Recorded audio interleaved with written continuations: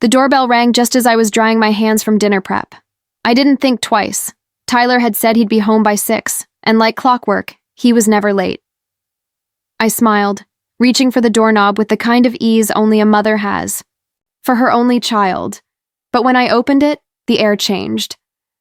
"Mom," Tyler beamed, his cheeks flushed from the wind. "I want you to meet someone very special. This is Dr. Marcus Gray, my mentor." And then I saw him. The man beside my son extended a hand, confident, graceful, utterly composed. He wore a tailored coat, a scarf knotted just so, salt and pepper hair swept back from a forehead that hadn't lost its smugness with time. His face was sharper now, a little older, but those eyes, that smirk, frozen, branded into the part of me that still screamed at night. My throat went dry. He stepped forward slightly, hand still hovering. "Elena," he said like it was the first time, "it's truly an honor." I heard the words. I even nodded, but inside something ancient and molten cracked open. Because I knew that voice. I knew that smirk. I knew this man, Mark Grayson, my husband, my monster. The man I buried 20 years ago, if not in the ground, then in memory. I thought I saw him die. Watched him vanish in smoke and blood and silence. And yet here he stood, 5 feet from my son, wearing a stranger's name like a mask. "Oh," I managed. "Dr. Gray, please, come in." Tyler didn't notice my hesitation. He moved past me into the house, chatting excitedly about a university lecture, about how Dr. Gray had taken personal interest in his research. "He's changed the way I think about everything," he said. "Everything." I closed the door behind them, fingers trembling against the wood. Marcus, walked in slowly, surveying the space like a man measuring walls for demolition.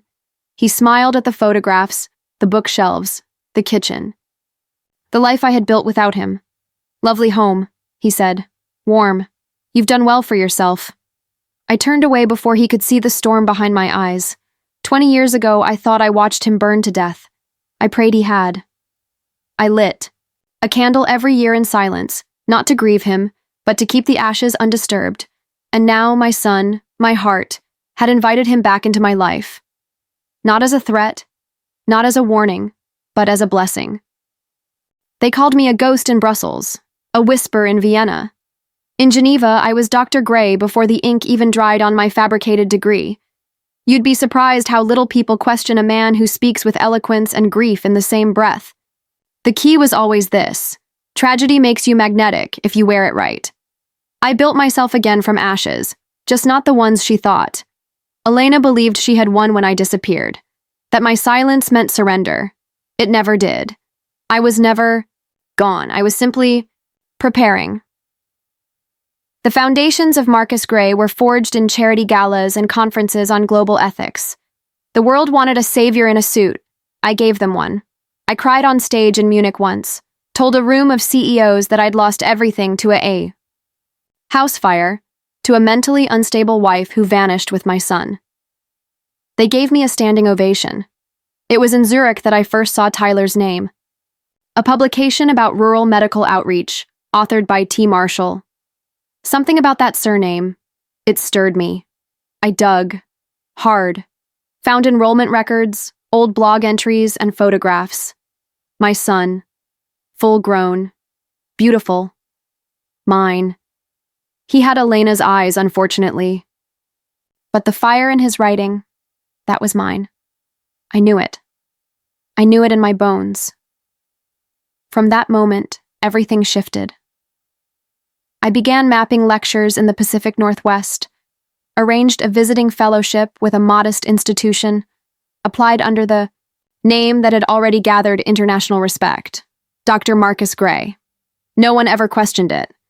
Finding him was easy after that. I met him outside a seminar on bioethics.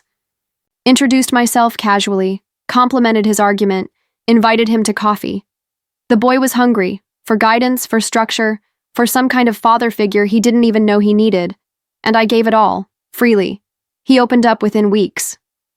Talked about his mother with reverence but also distance. "She raised me alone," he said. Never told me much about the past. Of course she didn't. That was always her strategy. Silence as sainthood. Victimhood as power. She thinks I don't know what she did.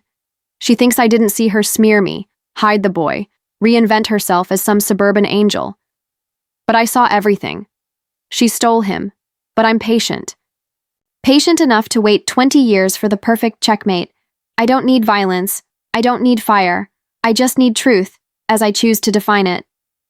Your mother is remarkable, I told Tyler last week. But complex. She had episodes. Even back then.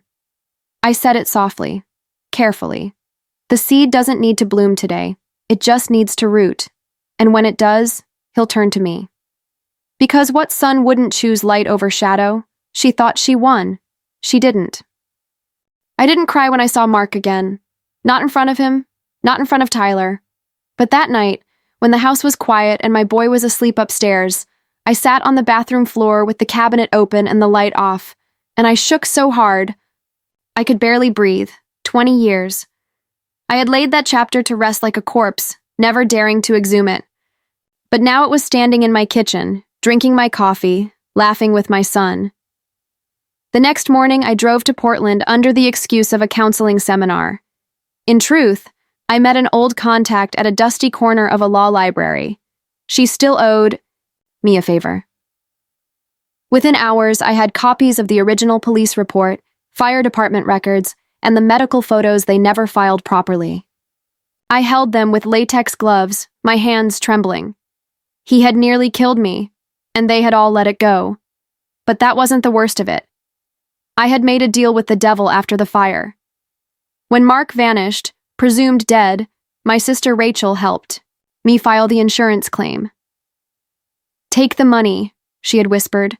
Raise the boy. Start over. And I did.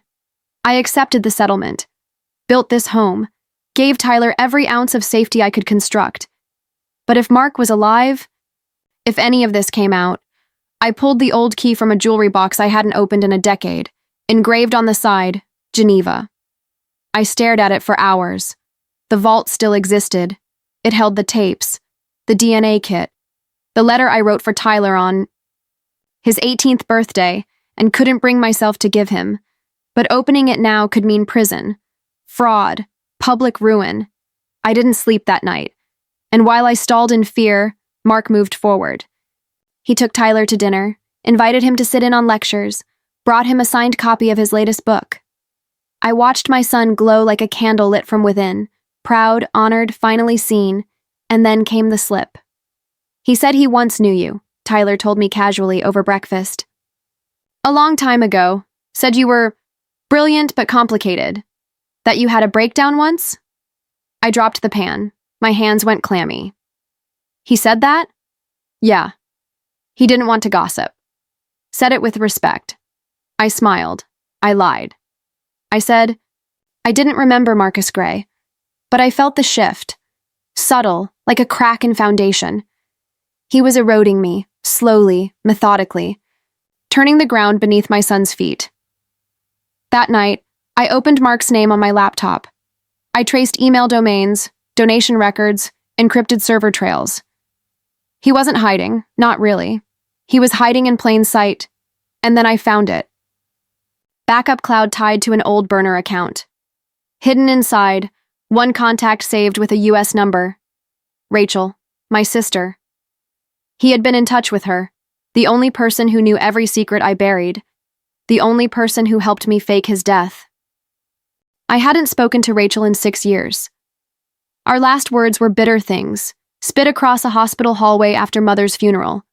But some silences don't mean peace. They just mean something's waiting to rot. She opened the door to her, rental house wearing a fleece robe and slippers, mascara smudged under one eye. I could smell the old whiskey before I saw the glass in her hand. Well, look what the cat dragged in, she said. Come to punch me or thank me? Why is your number in his contacts? I asked. Her mouth tightened. Rachel. She sighed and stepped aside. I walked into the room we grew up in. The same worn carpet, same sagging couch from our childhood. Everything here had stayed broken. I didn't know he was coming back, she said, settling onto the couch with a thud. I swear to God, Elle, he called me once, just once, after the fire. I thought he was dead like everyone else, and then he wasn't. You helped me file the claim. She winced. Yeah. You needed the money and I needed out. We were both drowning. You signed the death certificate. You submitted my statement. You knew he was alive. Rachel's eyes glistened. He made me promise. Said if I told anyone, he'd find me too. You let me raise Tyler alone, with that hanging over us. You raised him safe. That's more than we ever got. I stared at her. This woman who once braided my hair when Mom was too drunk to stand, who snuck me candy after Mark bruised my arm and called it an accident. My big sister. My betrayer. She looked away first. I thought he was gone for good, she said. He said he had no interest in revenge, that he'd start over, be someone else. He told me he'd never come back. You believed that? I needed to. I sat down across from her. My ribs ached with memory. That night came back in shards, the way the air crackled with smoke, the sting of his hand across my cheek. My feet dragged as I crawled toward the hallway, fire licking at the curtains. And Mark, laughing, pulling the door shut behind him. I had told the police it was faulty wiring, told the fire marshal I had fallen asleep. No one asked too many questions. Rachel handled the paperwork. I didn't tell them about the bruises. Or the way he locked me in. I had already decided no one would believe me. I couldn't risk losing my son. He said something once, Rachel murmured, staring into her glass. Said if he ever came back, he wouldn't lift a finger. He wouldn't need to. He said the smarter way to kill someone is to make them look crazy. Make the people they love stop trusting them. I stood slowly. Then he's halfway done, I said, because Tyler already looked at me differently. And Mark hadn't even raised his voice. The key was cold in my palm as I stepped into the vault room in Geneva. The banker, an older woman with kind eyes and no questions, led me through 2 layers of security before handing me the black case. I carried it to a private room. My fingers trembled as I unlatched the seal. Inside, everything I'd buried stared back like ghosts frozen in time. A padded envelope containing a 1999 DNA paternity kit. Polaroids of bruises on my arms, throat, ribs. A cassette labeled only with the date, May 17th. And at the bottom, wrapped in yellowing parchment, the letter. To Tyler. On your 18th birthday. I had written it with shaking hands and never had the courage to send it. I reread the letter. First, it was raw. Too raw. A confession written not with bitterness, but with grief. The words of a mother who loved her child enough to lie every day of his life. I placed the items carefully in a new folder and left Geneva with my breath held the entire flight home. 2 days later, it started. A white envelope arrived by courier, addressed not to me, but to the estate of Mark Grayson. It was a legal petition. Marcus, had filed a request to retroactively acknowledge paternity of Tyler Marshall. He claimed Elena Marshall had denied him rightful access to his biological child for over 2 decades. He wanted custody rights restored. Even now, I stared at the words like they were poison bleeding through the paper. When Tyler came home that evening, he looked confused, hurt. He placed the envelope on the kitchen table like it might explode. He says he's my father, he said quietly, and he has proof, DNA. I nodded. Slowly, I walked into my room and returned with the folder, the one I'd carried across oceans. I have proof too, I said. And this, I held out the sealed letter, is yours. He took it, without a word.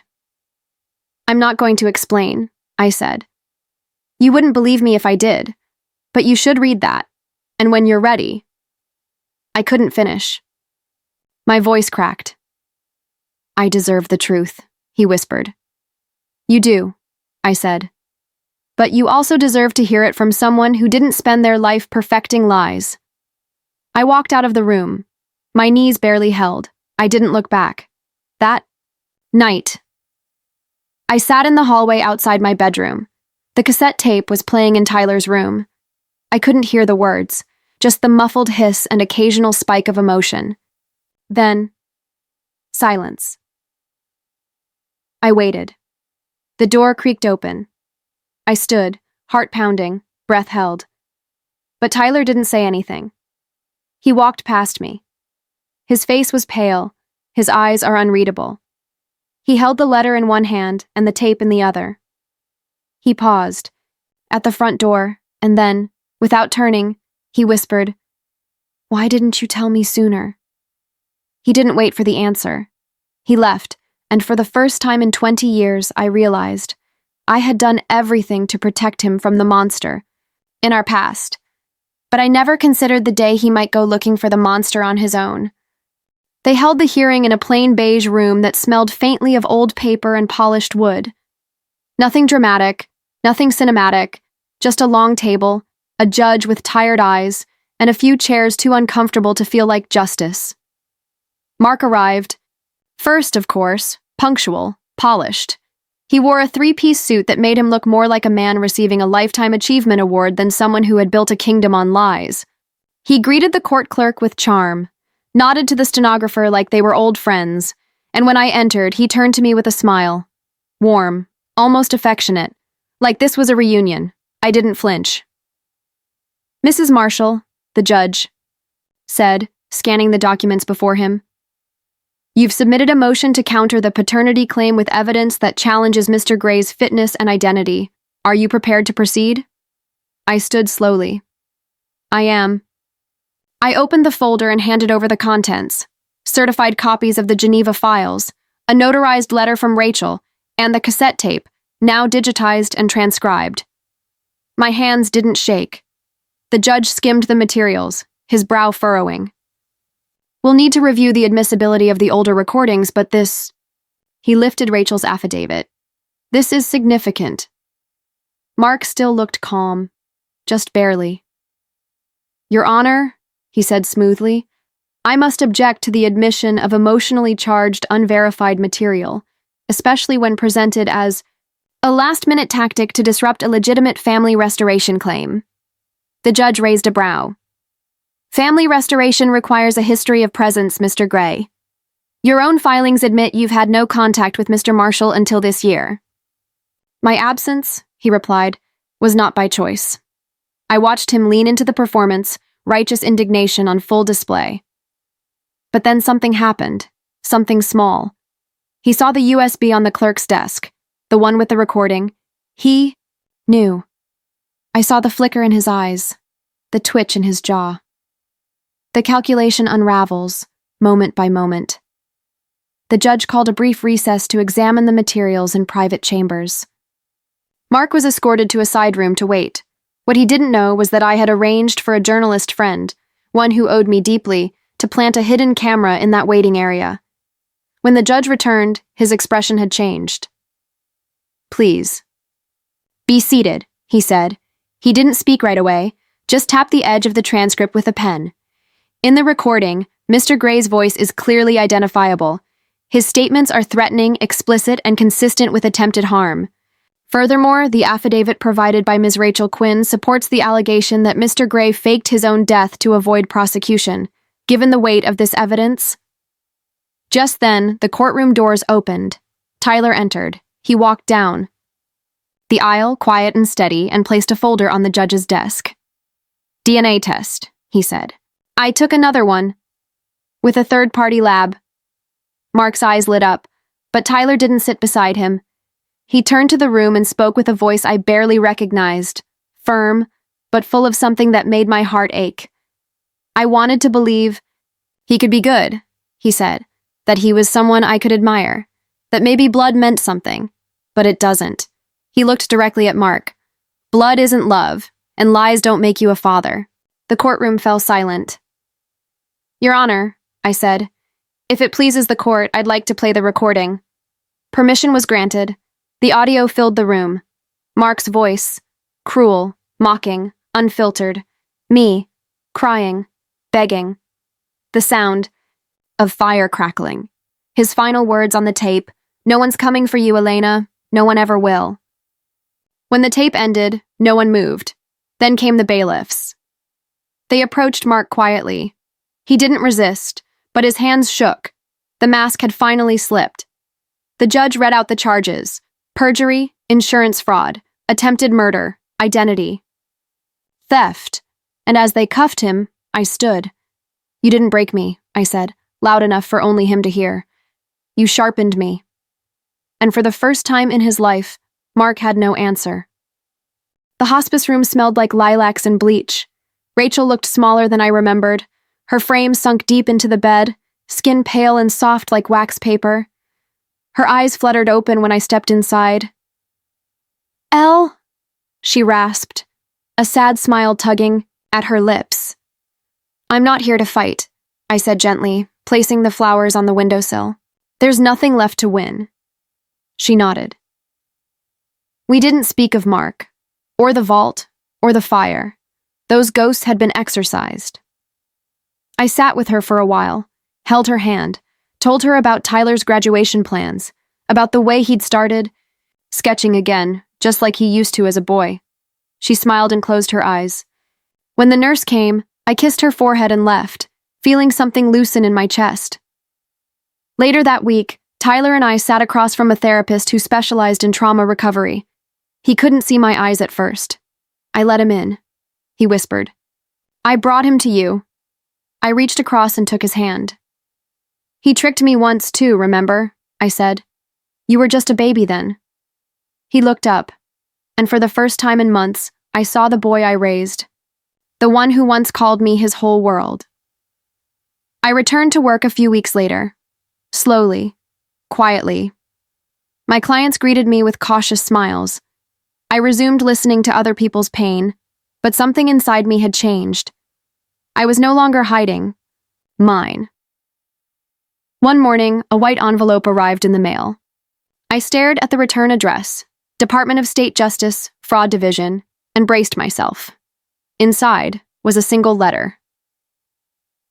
"In light of new evidence and the circumstances surrounding Mr. Grayson's deception, all charges related to your 2004 claim have been formally dismissed." My breath left me in a quiet rush. I closed my eyes and let it wash through me. For 20 years, I kept quiet because I thought the truth would destroy us. But in the end, it was the only thing that could save us.